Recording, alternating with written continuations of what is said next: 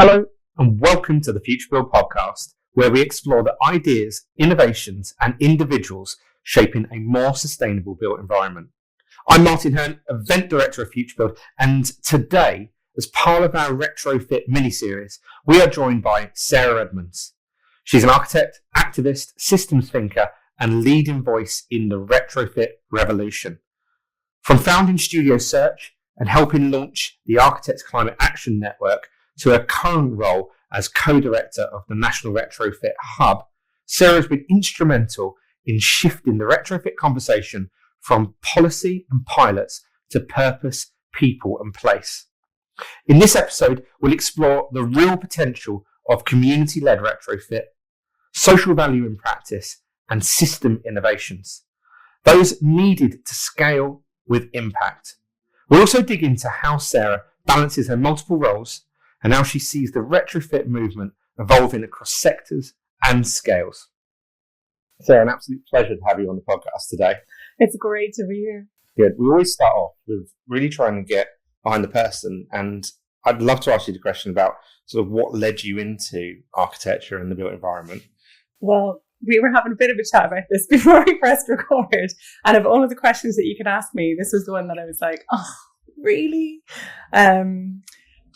And I don't know why it brings out that response in me, but maybe if I jump to maybe why I practiced architecture, but also why it drove me away. Because we were talking a little bit about, there are a lot of ex-architects around who are doing other roles in tangential or adjacent spaces. And we call ourselves recovering architects, I think, as well. And I think architecture, I find it really fascinating because it's simultaneously really, really present and really obvious and also totally invisible. And I think when those things are there, that allows it to be really, really powerful. So it shapes the way that we interact with the world, day in, day out. And that is the product of a bunch of different things, depending on what scale of architecture you're operating within. And to me, that just shows how much power it potentially has. Powerful is the best way to describe it, I suppose, because that's why it's so important to understand what architecture practice is grounded in. Because if architecture practice is grounded in the accumulation of wealth, then it's powerful to maybe a dangerous perspective. But if architecture is bounded and founded in the creation of places to thrive and to support communities, and we're all members of communities. We're not in a single community, but you've got your your friends community, you've got your school gates community, you've got your work community, you've got your sports, you've got your whatever, every place that you interact with other people, you've got all these loops of community. So if architecture is bounded in trying to create spaces where those interactions can be positive and generative, then that's great. And I think for me, I've jumped straight to why architecture pushed me out and not into the why it drew me in to begin with. But I think for me, I was seeing far too much of that. I was seeing I felt so helpless seeing the impact of the built environment on our climate. And I was thinking this isn't right. How can we be so involved in a damaging, destructive system? We've got to do something more than that. So that's maybe me jumping ahead. But getting into it, I studied architecture and technology in Dublin. I went on to study architecture in Edinburgh. And I could have kept going. I would have PhD to study some more. And I think after 11 years in university, you probably need to get a little bit of life experience before you think you can add to the academic world. You can study for a long time, but then I think having the actual practice in something is important. So you can actually test your theories and all of that. So I actually started working in some smaller practices because it was just before the financial crash in 2008. But then very quickly after that, everything sort of collapsed and I had to really question where I wanted to work and what I was doing. So I ended up working in big practice architecture, which I think a lot of people did in survival mode, going where the work was. And then I worked in big practice architecture for a while. But then I really felt the squeeze of the culture of big practice architecture. Now, this isn't to say that every big practice architecture company is like this, but it is very true that it's quite an extractive culture. It's definitely not aligned if you want to become a parent. That's not really going to happen. You know, we all have to opt out of the European like protections over limitations on how many hours you work a week and all this kind of stuff. So it just becomes you're working 50, 60-hour weeks. I don't know, like any nursery out there that's going to take your kids from 6 a.m. until 10 at night. You know what I mean? It just wasn't going to work. So I set up practice by myself. And that, again, I recognize my privilege in that, because not everybody wants to do that, or not everybody feels that they can do that. So I did set up my own practice, and that was transformational for me insofar as being able to be a mother and to actually be present for my children, which I also think is something that's erased a lot of the time in the construction industry. It's like you're only there as a cog in the machine to kind of like, you know, produce. But actually we are, you know, as humans, we are more than that. So that allowed me to do that. But it was in that moment that I felt really kind of aware of how difficult it is to have a voice when you're a sole practitioner or even a small partnership. That's really difficult when you start to see, oh, hang on, some stuff isn't going quite well here for the construction industry, is it? How am I going to change it? And how did that shape your work at Studio Search, or the work that you took on? Oh, it's interesting because as a small practitioner, the kind of work that's available to you for all sorts of reasons is going to be domestic refurbishments and extensions. And living in London and having sort of faced some of these questions, I was asking myself, what was I really doing? Now, was I just enabling people who already had a fairly, well off life? Was I just increasing the value of their wealth by creating beautiful architecture and extending spaces that they had the privilege to be able to afford? And I'm not saying there's anything wrong with that, because the way in which I sort of align myself to that was that I was improving the way in which somebody could maximize their lived experience in their home, right? But there's only so long I could tell myself that before I was really questioning, like, come on, like architecture doesn't exist in isolation. You can't just look at one thing. Like, what's actually happening out there? 20% of our emissions coming from heating our homes, 40% of global emissions coming from the construction industry. There's only so long that I could tell myself, like, it's okay, I'm helping somebody's kitchen layout function better with their beautiful extended garden. Like, I was just like having this real existential crisis. I was like, And then it's really hard. Like, what do you do as a small practice? Because I still got to pay the insurance. I still got to pay the subscriptions. I still got to pay, whatever else we've got to pay. And also my mortgage. And so what am I going to do? And there was a real moment of like, I don't know what to do. And I certainly don't think I can do anything on my own. And I found ACAN. So ACAN had just recently formed, and I went along to one of the early open meetings and sort of found a collective of people who were all saying the same thing. Some working in big practice architecture, some sole practitioners, but all going, that's a bit of a mess. What are we going to do? And not long after that, COVID hit. And really ACAN's impact just suddenly exploded. So I probably should pause and explain what ACAN is. Absolutely, that'd be great. Maybe not. We've had some members of ACAN, on the podcast, but as people will know who've listened, I'm a massive supporter, and Future Build supported them, for a number of years as well. But tell us about ACAN, and especially those early days of ACAN, maybe. Yeah. So as I said, I went along to one of the early open meetings and was just really struck. I tell you what I was so struck by. The first time I kind of interacted with them was actually at the launch of Architects Declare. So we went along. Steve Tompkins said to us, come along to Hayward Tompkins, one of the founding people in Architects Declare, along with Michael Paulin, and he said, come along to this, we're doing this thing. He was like downplaying it, like, we're doing this thing, you should come along. And I went along to Battersea Arts Centre, and I was like, this is a pretty big thing, like all these architects in this room all going, okay, we are declaring a climate emergency, this is wild. And in the afternoon session, they basically gave the mic to a couple of ACAN founders to sort of say who they were and to announce that there was an open meeting and to come along. And Lauren Shevels jumped up on stage And she's in front of however many hundreds of people were in that room, and like openly said, I feel like a total imposter here, but we are ACAN. This is what we're about. If that resonates with you, because I think Architects Declare was there from a practice perspective, talking about like, if your practice can make these declarations, then great. And as a small practitioner, I was able to do that because that was just speaking on behalf of me and my husband business partner. So we were both there and we were both able to make that declaration. But equally, I didn't feel like a big practice with a big impact. So I felt more aligned with ACAN as like collective of individuals who are trying to like, leverage whatever impact that they could have. So I thought, hang on, maybe this is going to be more aligned with like the kind of thing I could do. So we went along to their next meeting, and as they say, the rest is history. I very quickly got involved, became existing buildings group coordinator, and moved into becoming the thematic cross-cutting coordinator, and then to become steering group coordinator, just all the while working out the balance between how much I could put into voluntary work and my business, which is why I mentioned COVID, because during COVID, half my projects went on hold because my clients were me. My clients were all people living at home, working with their young families. And so that was quite, it was sort of a decision that was taken out of my hands.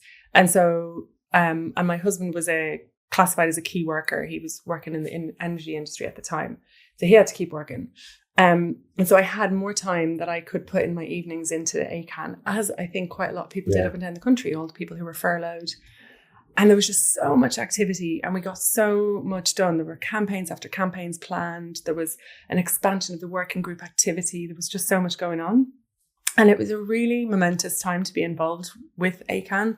Everybody was really committed to doing what they could to really make this change. And it really did have such an impact. The campaigns that we led, the reach that we had. I mean, just look at ACAN now. It's still going from strength to strength, still showing up in places, still being that voice of accountability.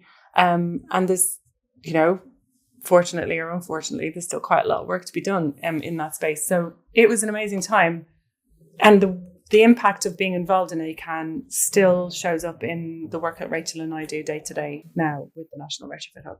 Did you think that sort of architects, and let's call ACAN almost sort of, positive activism, and activists go hand in hand? There seems to be, a huge amount of architects that wear multiple hats and do multiple roles, but activism is really, an important part of that.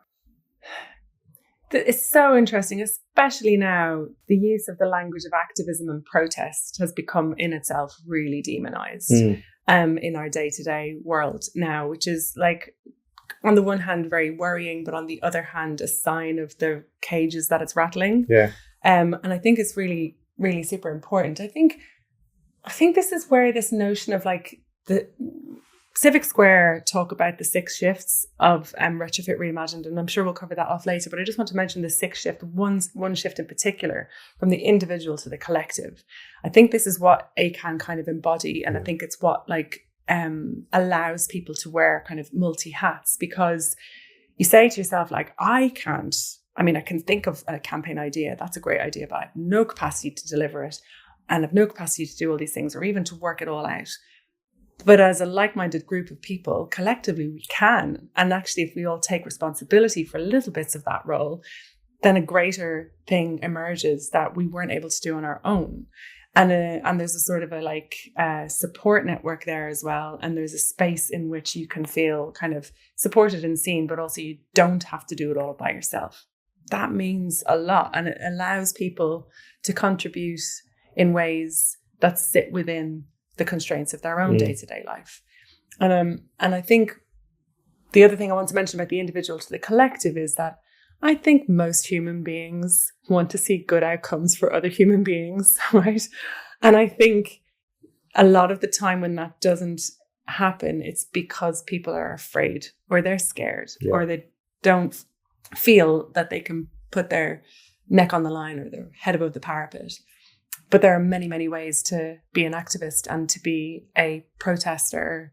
And that can just be lending your skills where you can And that's also really, really useful. Like there's a role for everybody in that. And I think if people realize that more, and this is what collective groups like this can do, they can allow you to see the potential that you have to play your role, even if you can't be out on the front line doing a thing. There are many things you can do. So we had Will Arnold on talking about the sort of the role of the engineer, and he talked about being the sort of guardian of materials, and that side.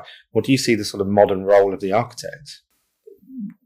What I think it should be is as a systems change designer, frankly, like, and I think the best kind of like maybe tangible example I can give is I've spoken to students over the years at different workshops or whatnot, and one of the things that I will say to students, particularly students of architecture, is build nothing new, and that can sometimes be a bit like, oh, wait, what?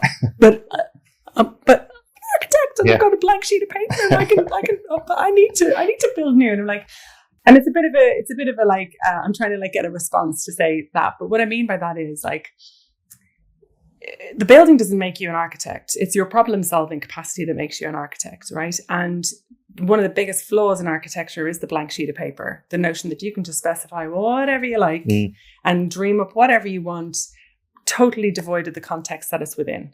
And actually architecture is totally about context, and it's totally about being creative with the materials and everything else that's around you. So as an extension of a guardian of the materials, as Will I was explaining engineers to be, I think architects have an obligation to essentially look at the materials that already exist, because you can't say you don't know about the amount of energy and extractivism involved in creating all these materials that we think are available to us, and you can't be blind to that. So if you know that and you have the creative potential to put things together, then you just got to use the materials that are already around us. And I'm sure you've spoken to people who are like Duncan Baker Brown and Rotor DC, all these places that are like repurposing existing materials. And it's just another way of looking at things. It's not different. It's not bad. Actually, it's the most creative time to be an architect. And so you've got to challenge the systems that we're working within, because it's kind of easy. It's kind of easy to put stuff together. Loads of architects now are losing their minds. It's not easy. It is easy. It's really easy to just draw some lines on a page and not think about the context. But those lines, every line you draw, think about how many pairs of hands have to touch any piece of the material in order to build the line you've just drawn. Yeah. So I think that's really important. You went from big practice to sole practitioners. Yeah. And then joining an advocacy group. Yeah. And you said that sort of the Power Collective. And almost that then took you away from architecture and into a role at Best up in Scotland. Yeah. And then your current role as well. Is it worth talking about those two? Yeah. So I suppose continuing the story, I'd started popping up and talking at places and talking about the work of ACAN at places. And that was the invitation that will have come from Built Environment Smarter Transformation at the first conference I spoke at theirs with. And I was at that conference, and it was really great because they managed to pull together like a big number of people into one single space, so you're talking to a room of 500 people, and that's got quite an energy to it. And I just got really annoyed. I just got really angry. I was like, had a great conversation. I was listening to perspectives of lots of other people. And I remember John Bootland was also on stage with me at the same time from Passive House Trust, and who's now a board member of the National Retrofit Hub, somebody who I've admired a long time. And I can't quite remember everybody else who was on the panel, but there were some questions with a bit of hand-wringing going on, right? Because we had talked about the fact that, stuff has to change and these are the ways in which you can change it. And people were saying, God, that's really great, that people like ACAN, Passive House Trust, that they can make this change. But what are we going to do? How can we do it? And I just got so angry because I was like, oh my God, you could pay people. That's what you could do, people. You could pay people. I'm sitting here on this stage, on my own time, having volunteered for a couple of years. And we're all producing work. Like, think about like the volunteers with Letty. Yeah. How many people now use the Letty retrofit guides, right? If you use these materials, you've got to pay for them because they're being generated out of like, the contributions of individuals collectively at a time, yeah. and they're so useful, and we're designing strategies using this information. So like this notion that it's like, yeah, but how are we going to affect any change? It's like, God, just support the people who are making the change. It's not that hard. So I was kind of like, I'm going to have to stop volunteering now, because guess what? COVID's kind of like, we're going back into the work world, and I have to make a real choice. Like, do I pay my mortgage or do I keep volunteering for ACAN? I can tell you, I got to pay my mortgage. I've got got family, and I guess being ranty and annoyed in a very public space can work in your to your benefit sometimes, because on the way back I got a couple of phone calls from people going, so couldn't help but hear that you maybe had a decision to make. Do you want to come and work with us for a bit? So I started working with Best 2 days a week as a role that they created called Head of Citizen Engagement. And I also started working with the Passive House Trust as their social housing associate. And so I put architecture down, and we kept the practice open because I was also doing some consultancy around retrofit. But very quickly I realized I wasn't really practicing architecture anymore in the way that I'd understood it to be. And that maybe that wasn't where I needed to put my energy. And also, I think it's fair to say there's still some trauma there about the way we were treated as architects and young architects, and particularly as female architects or non-binary or people of color in architecture. It's like, it's not great. And I think I just had to walk away. Like I had to totally turn my back on it for a while. I have gone full circle and come back around, and I totally still appreciate the power of architecture to have, as I said, what's it grounded in, and to have that positive impact and to have that critical thinking, which I also think is really super important right now, critical thinking. So it's really important that those things are still present in architecture. But yeah, so I was working with Best in Scotland. I was still based in London, but I was working remotely with them and coming up a couple of times a year, working with Passive House Trust, which I really loved. And then the National Retrofit Hub was formed. And for anybody who's not aware, it came out of the authorship of the Construction Leadership Council's National Retrofit Strategy. And within that, there's a recommendation for this like hub-like entity to sort of help convene the work that is happening in retrofit, given that we were and are to some degree still in a national policy void when it comes to retrofit. So I saw that job come up, and I was at the launch in the building centre of the National Retrofit Hub as an idea. And there were people saying like, oh, you're gonna go for the job. And I was like, no, over my dead body. There's no way am I going for that job. But Rachel Owens, my co-director, also an ACAN and former architect, we had a chat and we were like, but we could go for it as a job share. That would be interesting. And so we did. So we put it to the board. We'd love to do this as a job share. We'd love to do it together. And this is why we think that would work. And to our great delight, they accepted that offer. So, yeah. And what a formidable double act as well. Yeah. And how does it work, Rachel? How do you differ, I suppose? What's your complementary skills? I'm going to have to say this and she's going to kill me. But I sent her this meme a couple of months ago, and it was two little cartoons, and they were showing like the makeup of their brains, and like my brain is a spicy soup and hers is a bento box. And that's why we work. We're very, very different people, but I think we kind of came up together through ACAN in the ways of working, and those ways of working really underpin the way that we work together in the NRH. So that's really, really important. But I trust her implicitly.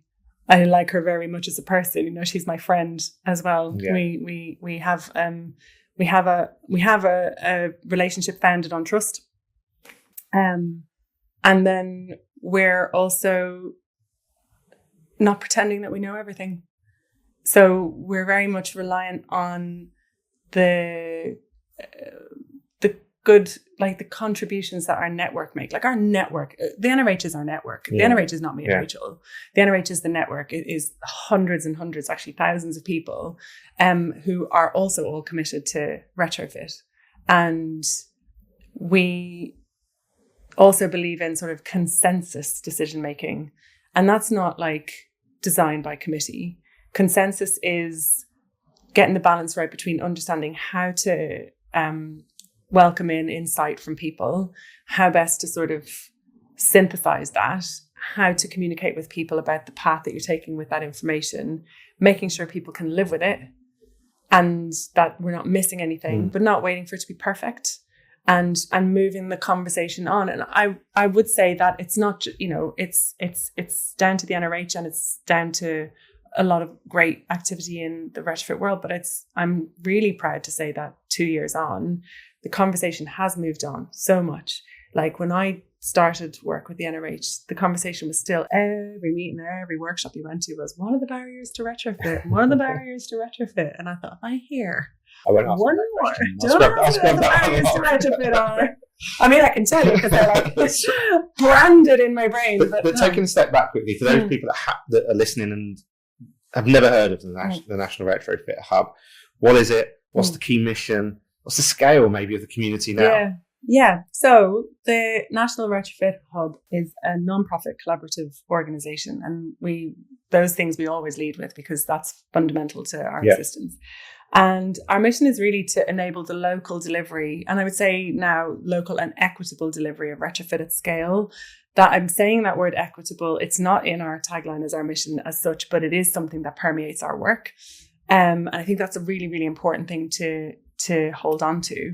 Because we have to be mindful of the context that we're working in, right? In the built environment. Like that's why we're here with this retrofit ambition.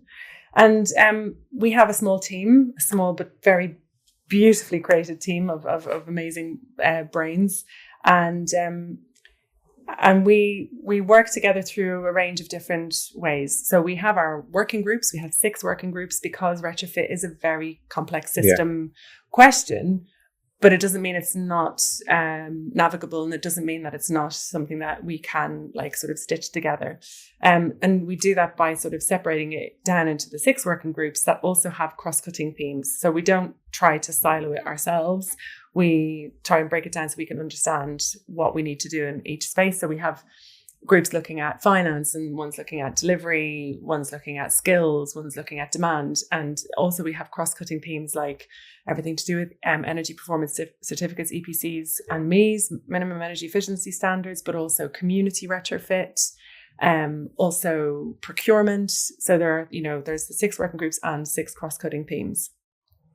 We also do research work and other bid work, but again, generally always in partnership with other organizations. We have strategic partnerships and sponsors all involved as well with us, and they form our advisory panel. So we're always at every point working at the collective scale. So and between different moments of that. So we also sit on the expert advisory panel for the Warm Homes Plan with the department, with DESNES, with Department of Energy Security and Net Zero. And we also are actively doing work with communities in place. So it's like quite an ecosystem of things, but it's it's wonderful. I love in it. Your community, in that collective group, what's the makeup of that? Who are you bringing together? Yeah, that's a good question. For the first 6 months of our job, I think Rachel and I did nothing but calls, just got to know everybody in retrofit. Because what I should say is we were set up to convene the retrofit industry because there's loads of amazing work happening in retrofit. But everybody who works in retrofit, far and away, are all real passionately driven people. And so they will be doing something because they are driven to try and like address that knotty, sticky problem. But that doesn't give you the headspace to also try and stitch the whole industry together. So there's all this stuff happening, and it wasn't sort of being held together necessarily. So our job was to kind of come and be the glue of all those different parts. And so we just spent like 6 months making friends with everybody. We were just like, what do you do? Tell us about that. How does that connect with this? And the amount of like attempts we made at mapping stuff, and we have Kumu boards and Miro boards galore trying to like make sense of it all. And actually so much of it, that's really what the success of it is actually the relationships that sit underneath all of the work. So we We engage with communities, we engage with the supply chain, we engage with local authorities a lot, we engage with other organizations who are also working in the space strategically. So we engage with policymakers. Probably the group that we're starting to engage even more with now are installers, contractors, that as well, and finance. So it's really like everybody in that space. And I always have a bit of a problem when we say, oh, we speak to everybody in retrofit. It's like, do you though? It's a lot of people. But we try to understand who has influence, and everybody has influence at different levels. It's not like, I'm not talking about somebody top-down magic wanding stuff influence. I'm talking about everybody has a role in that. And arguably, probably the SME sector has one of the biggest influences that really needs a lot of support in retrofit when it comes to it. So yeah, we kind of gather everyone. I just said it now. I said I didn't want to say it. Something I really wanted to talk to you about, I know it's something you're extremely passionate about, is about the community-led retrofit. Yeah. It's a term that's sort of, it's used a lot. Yeah. You know, it seems to be gaining traction. I suppose it's sort of still a misunderstanding. What does it actually mean? What does it actually look like on the ground? Because I think, again, it's one of those ideas that, you know, when it's explained, absolutely makes sense. But is it actually possible? Yeah. You know, what's some examples of that? Yeah, exactly. Yeah. I'm going to answer this by answering a different question, only because I feel like this is a really tangible example of like how we go about a thing. So back probably over a year ago in working group 1, we started to look at archetypes, and archetypes being, you know, common characteristics of a given building type. Like, how do we characterize that? How do we codify that? And it was a really it ended up being quite a divisive and really emotive topic, like much to our shock, a little bit like EPCs, right? Who knew everybody would get worked up about it, but it's not this, it's this. And okay, tell us more. Like, we need to understand what it is. We need to understand all of the definitions of it so that we can get a real sense of what it means to people in different contexts, and then try and codify it within that. So we did that with archetypes, not through wholesale, because I think some people were like, are you telling me that the NRH is going to design every archetype design guide up and down the country? It's like, no, like, we didn't have the resource to do that. Yeah. But what we could do is collectively working with you, understand what would go into a best practice guide for what should be in your archetype guides when you come to make them, because this is what we've learned from everybody. So that's our kind of role, is more like, hold up, what's best practice here? And how do we communicate that? And also, how do we communicate it in such a way that people know it's iterative, and if we need to change a thing, we can change a thing. So that's really important. So the same thing stands with community-led retrofit. And I guess I've given away the game about what I think about it when I've used the word led in there. So for a while, I've been really active in community retrofit because I also am co-founder of an organization called Home Energy Action Lab in Hackney, where I live.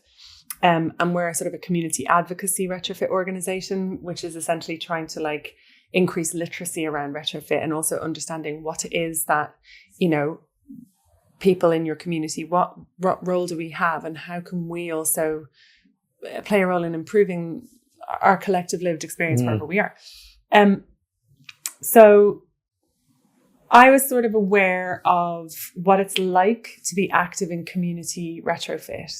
And it's hard. It's really hard out there in community retrofit. And I think I'm going to explain it as I tell this sort of weaving story. So there's no money. There's no money out there. If you decide, oh, do you know what? It'd be really good if we could put on a couple of local events and talk to people about retrofit. Nobody wants to pay for that. Nobody will support that kind of work. Not really. So then you have to have enough resilience and enough capacity to understand that, and then realize that it's about finding the projects, so that through winning some, and then you have to be able to write a bid, right?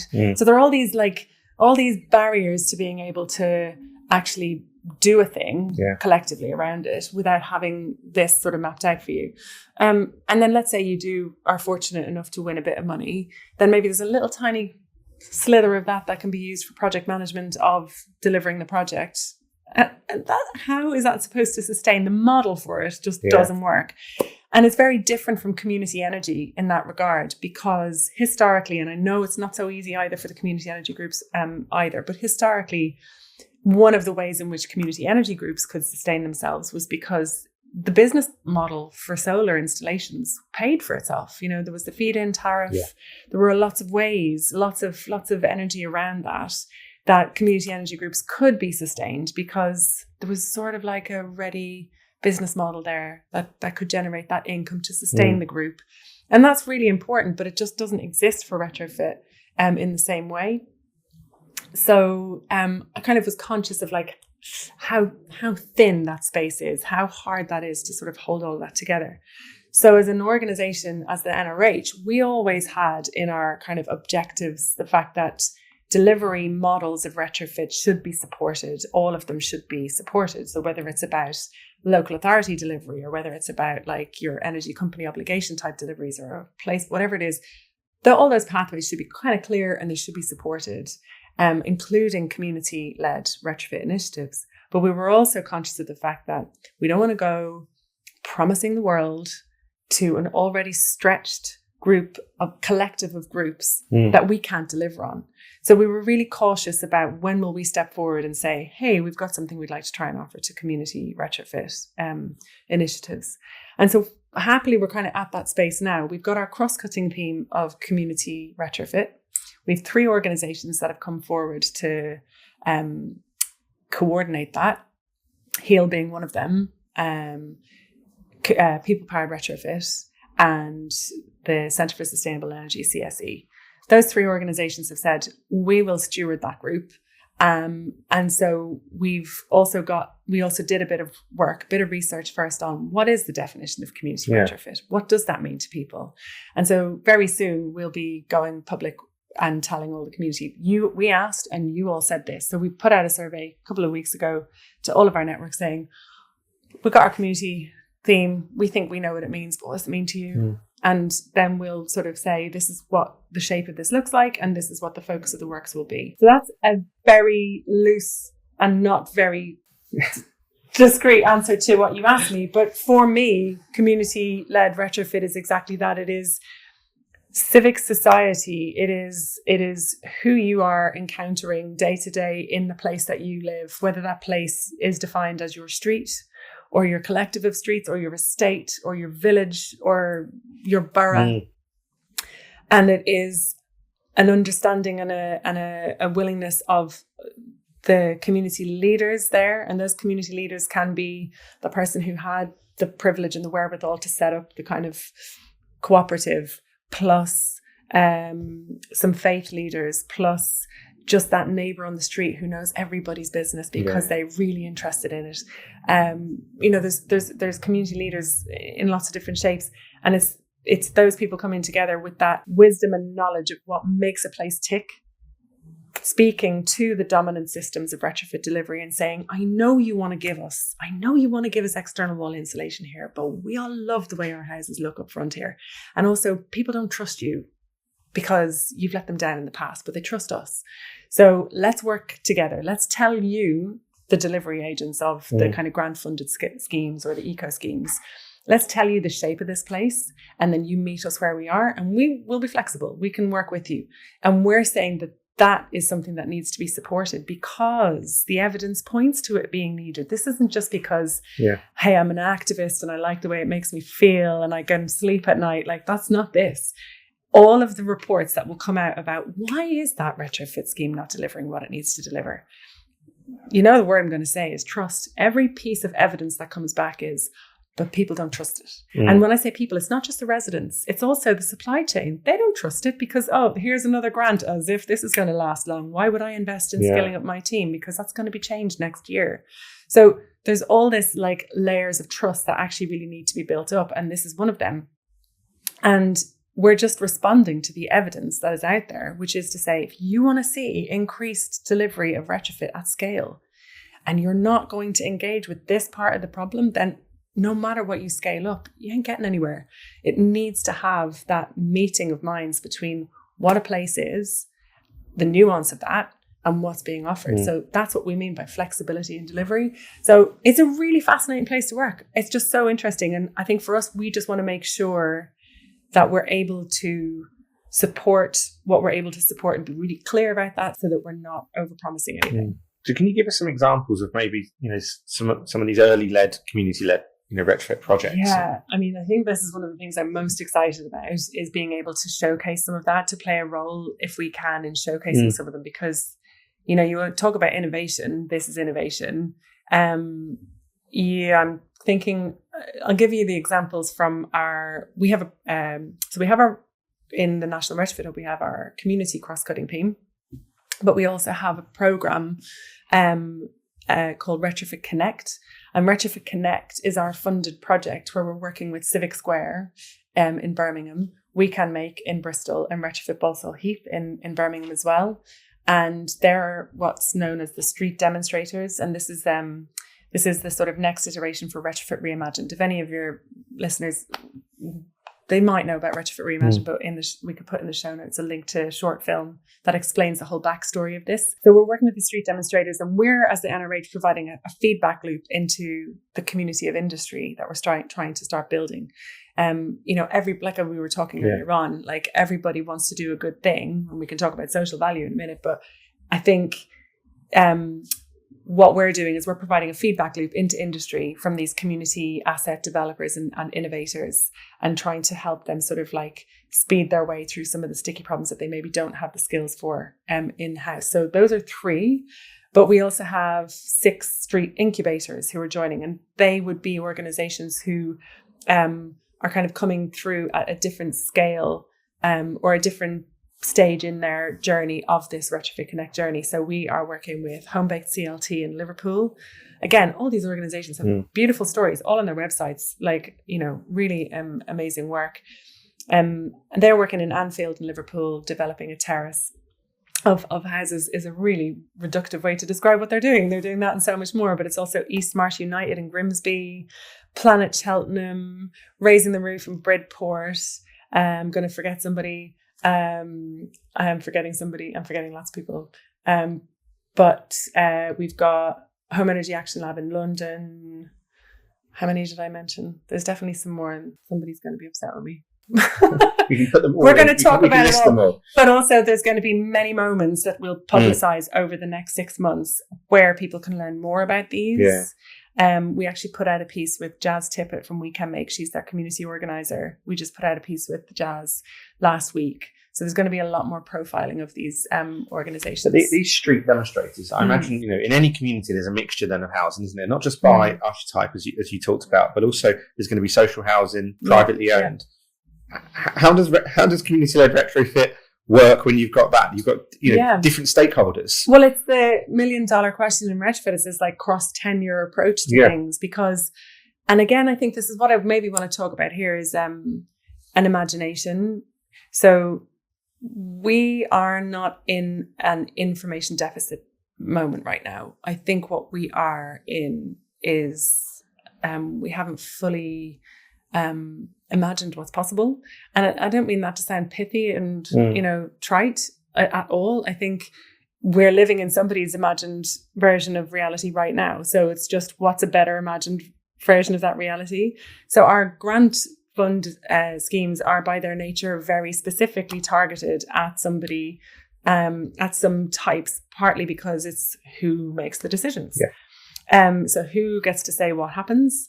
And I think this is what's really important about community and civic society-led retrofit is that you get a picture of like what constitutes a place. Like, we don't have, it's not like we have like, all of these streets, every home in that is socially rented. Every home here is owner. Like it's pepper pot. It's a mix, right? And we can thank the right to buy and all sorts of weird and wonderful political decisions over the years for the kind of situation that we're in with a lack of access to housing. But the way in which this sort of approach can help overcome that is that it's not singularly led only by the communities, I would say. Local authorities are wise to this as well. Local authorities are a real key player in seeing retrofit delivered equitably and efficiently, frankly, because they understand, who and where are the different tenure types. And then they can understand with, as we're seeing more and more of, devolved settlements or blended finance applications of things. If you at a place level can have a bit more freedom over the finance and funding streams that are coming in, then you can make a decision that actually on this street, we're going to allow for lots of different tenures to opt into it. And you get that when you get more representation in the decision making at a kind of a place-based level. So I don't know if that answered your question, actually. I feel like I went off into a whole other place. I'm living in a project in my head as we're talking right now. That's what's happening. I think it's trying to sort of, you know, in theory makes absolute sense, but it's almost like, what's the practical, challenges really? You know, we talked there about, you know, the different asset types. We've talked about the sort of the different, you know, owners, you know, social versus private. You know, we also talk, you know, we haven't talked about it, but there's, you know, the government is saying, well, we were broken Britain. You know, there's communities. Do they exist in some places? They're very strong in others. They weren't so underfunded, wouldn't it? Well, absolutely. You know, so there's all of these challenges, and then you think, well, actually, we're going to get, you know, how do we get these people together? Also, you know, especially on the social housing side, it's about resident engagement as well, and you know, because people. It's their homes. You know, we're talking about, you know, the place they live. I don't know if you're asking this question, but I think this is a useful point to put out there. I think sometimes when we talk about community retrofit, a couple of things happen. Number one, people diminish its value because it's like, oh, the community. Yeah, that's a lovely thing there. It's the knitting club for the over 60s. Like, oh, that's lovely. Yeah, what can we do to help them? Oh, sure, we'll invest in a new kettle for their tea mornings. You know what I mean? It can be infantilized, to quote Imicor, about like how much people give, how much it's valued really, right? And I think that's number one, not fair, and number two, not true. The other thing is community can be seen as troublemakers. So it's like, oh God, like, no, we don't want to do more resident engagement because, you know, Mary down the road, she doesn't have to your ear off and will never get anywhere. And like, so they're seen as troublemakers, right? Yeah. And a time drain. And this is important because what's invested in is what is seen as value. And actually the bit around engagement and to support, to sort of back up the difficult place in which some social housing providers find themselves within in terms of resident engagement is there's no budget for it. Yeah. Because it's not valued. And yet it's evidenced as the place that needs support, but then it's not valued. It's a ridiculous feedback loop of like failure to actually see that this is a thing that you have to engage in. And it is more than consultation. So community engagement isn't like, look, do you want a red door or a blue door? Come on, make up your mind. I haven't got all day, right? That's not it. It's much, much more about challenging procurement structures, governance. And these are not new ideas, by the way. We have done this in the past in a range of different ways. John Christopher's is a great one to talk to about different systems of governance that existed in place shaping over the years. And I'm only naming John because I can't quite remember the structure that we were talking about recently, but we can put this in show notes or we can talk about it again. But it's possible. It's very, very possible. But what happens is, you know, years of austerity, loads of underfunding, the arts get cut, community services get cut, and then it's easy to demonize, you know, the broken Britain and the falling down of it. No, if you funded it, if you supported it, if you trusted it, and maybe it's not funded and it's not supported and it's not trusted because of the power that it does actually wield. And I think that's a really interesting thing that, you know, for so long it's just been a site of mistrust, and actually it's a great site of wisdom, of creativity, of imagination, and of actual change. And I think that's what we want to reckon with a little bit more. Yeah. And it's that same shift again from the individual to the collective. We're never going to get anywhere treating a house individually one by one by one. I mean, what's that statistic that we've all been chewing out for 2 years? You'd have to retrofit one house every 35 seconds to get to the 2050 target. We have to stop saying that, because by saying that, it's as if we're all aiming to do that. You can't do that. No. We can't. The point of saying that is that it means you can't do it. So if you can't do that, then what? Yeah. Because it certainly isn't, well, we can't do it, but we'll try our best. So maybe if we hit like 10% of that target, we'll be all right. No, we won't. So what's the alternative? And what's the alternative where you can create thriving communities where people aren't escaping from their homes because they're too cold, or they're not escaping from their homes because they're too hot, you know, or they're for whatever reason. What does the alternative look like? And it does mean that we do need to expand our thinking a little bit around, well, what is the supporting infrastructure that we need to see to make sure that can happen? And it is investing in those community spaces again, because when it was too hot, where did I go? Down to the library. Why? Because it was air conditioned. It was a bit quiet upstairs, you know? Walk around the aisles of the supermarket. Yeah, I mean, we have to be able to survive somewhere in our community. Where our third space is gone, right? No, because you can't go anywhere without having money in your pocket. Yeah. That's a problem. I think it leads us quite nice onto actually, you mentioned before around social value. And I think it'd be nice for you to sort of tell us how you define that in regards to retrofit, but also maybe how that should be embedded into community retrofit from the start. It's a big question. We don't yet. I mean, how do you define social value? Thanks, Hurn. There are multiple ways it can be defined, right? This is the thing. And we've just completed a piece of work as part of a measuring outcomes and impact evaluation project that we're doing at the moment. We're doing that with Impact on Urban Health and with Trustmark.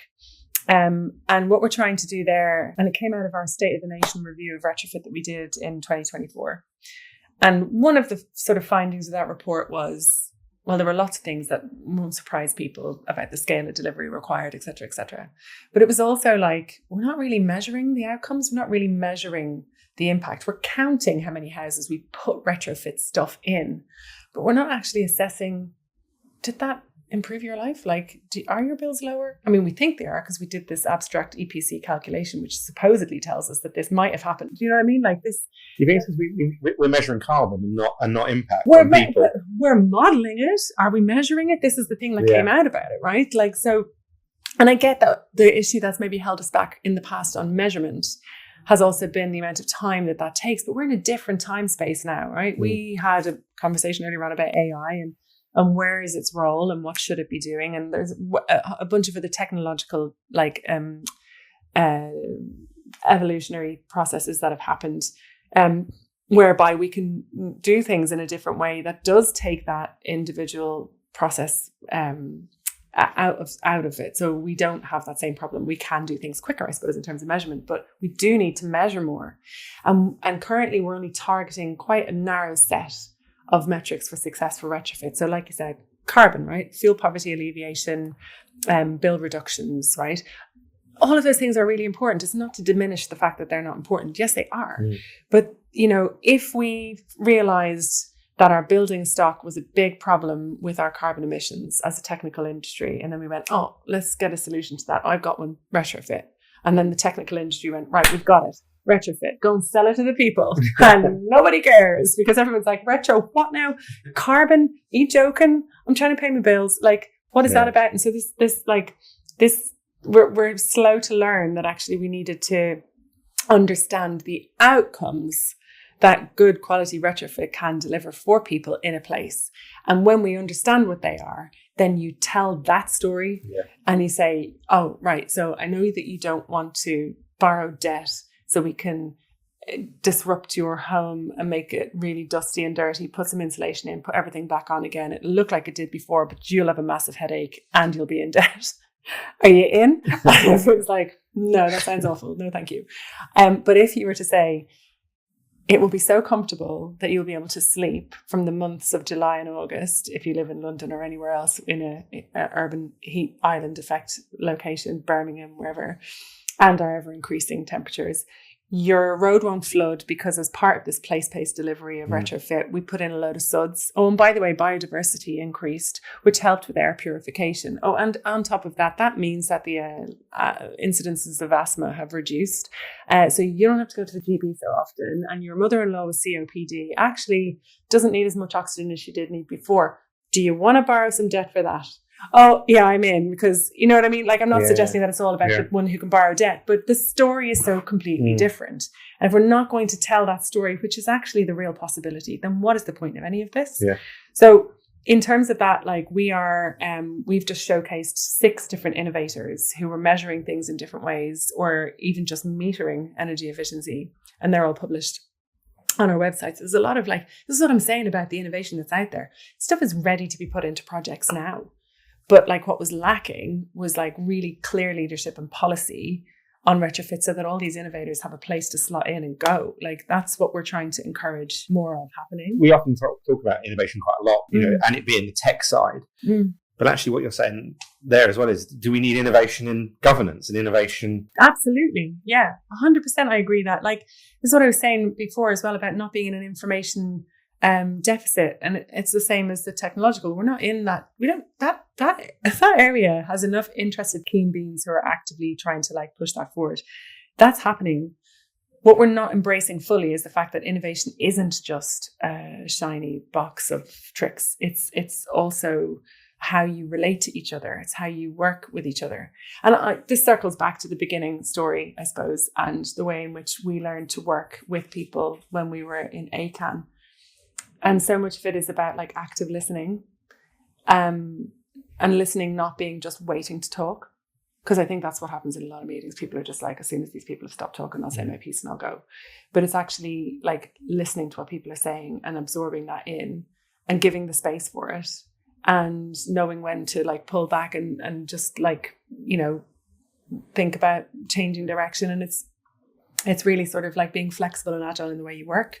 And I think that's why people are willing still to commit their time to work with us in the NRH, because like, yeah, I guess we're just happy to learn as we go and also acknowledge the contributions that everybody else has made, because it's not a hero show. You know what I mean? It's really not. Staying on that theme of, well, I know you don't want to talk about barriers. But I did bring them up. You did, absolutely. Did bring them up. I'd like to frame it in a slightly different way, which is sort of, you know, what's the biggest, you know, innovation or system change that's now needed to really scale things in retrofit?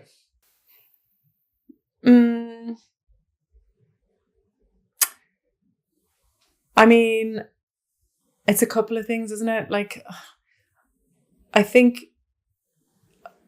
well, maybe it's, oh God, I'm going to say it, aren't I? Collaboration, right? But meaningful collaboration. And what does that actually mean? That C word, so. I know. It's dreadful.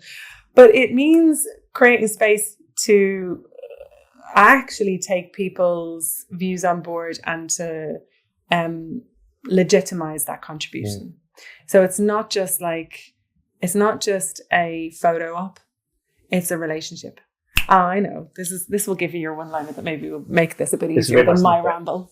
To quote, and I say it to quote Pippa Palmer, and Pippa probably goes, "Oh Jesus!" But it wasn't. I didn't say it. Somebody else said it. But retrofit is relational. It's not technical. We know how to do the technical stuff. What we're less good at is the relationships bit, and respecting them and understanding what they are, and recognizing that there's a lot of them. And that it's okay. And also, this is what I wanted to say earlier, and it's just come back to me. The other, so if retrofit is relational, that's really important.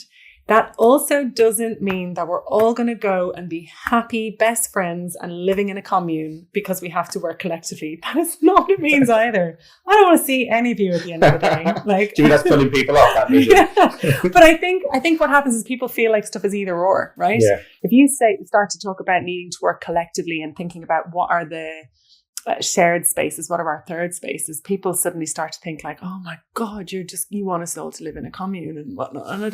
And it's not that at all. It's like being smart with understanding what you can share and what you don't need to share. And also that you don't have to be friends with everybody. Like, I know I did joke about us going and making friends with everyone. We kind of did. But you don't have to like people or get on with people to be able to work on a shared vision or mission together. You have to be able to respect each other. And I think this is where politics falls down, because it just gets into a fisticuffs, handbags at dawn. I mean, I'm making light of that because actually I'm deeply ashamed of the way our politics is moving at the moment.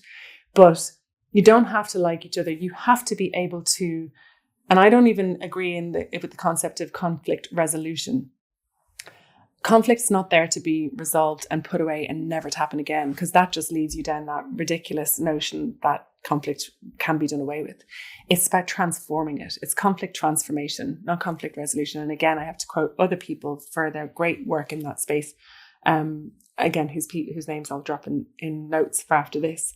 But like Lumos Transformations is one. But to be able to transform the confrontation so that you can move past it and not just, double down on your position because you've got to be right. But actually it's like, okay, so we're not on the same like line here. What are we trying to get to? And how do we transform this conflict into the next phase of where we all need to get to? And then I never need to see you again. I've gone a little bit the opposite way now, and I don't mean that, but you know what I'm saying? I just mean like people, it's not an either or this. It's not an either or. It's a complex ecosystem of things, and complex politicians hate because they think, oh my God, just give me the easy win. But it's okay. It's mad to think that we can't cope with complexity. We can. I mean, how many thoughts? I bet you've, while we've been on this conversation, probably clocked what time you need to pick your daughter up from wherever she's at. Probably did a little bit of that. Must add that to the shopping list thing. You know what's coming for the rest of your week. Like our brains are continually processing complex things. We are okay. We can do hard things. We just need to know how to collaboratively work through them and move forward so that you can get to a point where actually some resolution is happening. Yeah. We're almost running out of time, and I always love to finish the podcast with a couple of questions, but I'm sort of intrigued now. I want to ask you sort of, you've had so many different roles in advocacy, activism, architecture.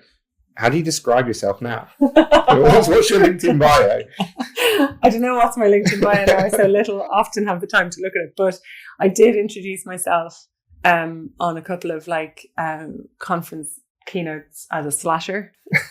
And I just think it came out of a joke with a good friend of mine years ago where we were just commenting that, everybody's I'm an accountant / DJ or whatever. And it was this thing that was happening in the 2010s, I suppose. And so we just were being quite humorous about that. And then I thought to myself one day, oh my God, I'm a slasher. I'm a mother / architect / activist / whatever / and then I sort of think that's probably what the moment demands of us all, is to recognize that we are more than the job title that we have, and we're actually about a thing. Is a real Irish saying as well, if you're going to be about it, be about it. So if you're going to do this thing, do it. Don't just expect that you can do it through one of your roles. It affects everything. What we're trying to do affects everything. We are trying to transition from a fossil fuel-led, destructive, extractive economy into one that is renewable and regenerative. And that can't just show up in your day-to-day. It has to hit you hard. So it has to show up everywhere else. And I'm not saying you have to go and join every protest or start knitting your own socks or whatever. I mean, although there's some therapy in that, but it's if you're going to be about it. Yeah. And don't be afraid to be able to do stuff in different parts of your life. And having the touch conversations. So yeah, I guess I'm still a slasher. What I think you've done is you've summed up amazingly the positive impact individuals can have on the built environment. And I'd love to finish on sort of just the last question is, it's almost go back to those early uni days when you're starting out, and what's your bit of advice for someone that's on that journey now? They're taking that first step. They want to be an architect. How do we get that next generation of architects, again, as becoming change makers? I think that change makers already exist, and what we do is we beat it out of them. And I think there's a lot of emphasis put on conforming, whether we realize it or not. So the advice to people who are coming through is, if you feel it, and if you think that if you feel like you need to change it. Don't be invited to change it. Find your people around you and change that. And I just, one anecdote that always comes to mind is, I think I was in fourth year at uni, and I was really just stuck in a project. And I remember one of my fellow studio students, he's like, "Oh, why does everything have to mean something to you?" He was just happy to draw a nice picture of a building. And I was like, "Oh, but what does it mean?" And I was like, because it has to mean something. Yeah. And I guess that's the thing. It's if you feel driven, don't wait to be asked. Create that space yourself. And there are ways of doing that. Now, I know that's easy to say when you've had years of experience and confidence building, but stick to your guns and find your people, because we're in new times. We're on the edge of systems change that's happening. Nobody knows how to do this. Not really. So it's more about like what drives you, and find somebody to like, you know, help you through that. So mentorship is great. So really my call to the people who are coming through is make sure the ones who are pulling you through know they need to do that, because it's on them as much as it's on you. Brilliant. Thank you. And thank you for your time today. We could talk about, I've got, you know, not to give anything away, but I think we'll be seeing a lot more of you on this podcast pretty soon. Yeah, so, I hope so. Yeah, so stay tuned. And, you know, just a real final one. If people want to get involved, how do they get involved in NRH? So check the website. You can join a working group. You can join a cross-cutting team. That doesn't take a huge amount of your time. You can just sort of lurk in the background, or you can very actively be involved in the working groups. But just drop us a line, info@, or follow any of the clicks on our join a working group on the website. Drop us a note on social media, anywhere at all. And we're very, very happy to have anybody who wants to come and join us. Lovely. Thank you so much. Thank you.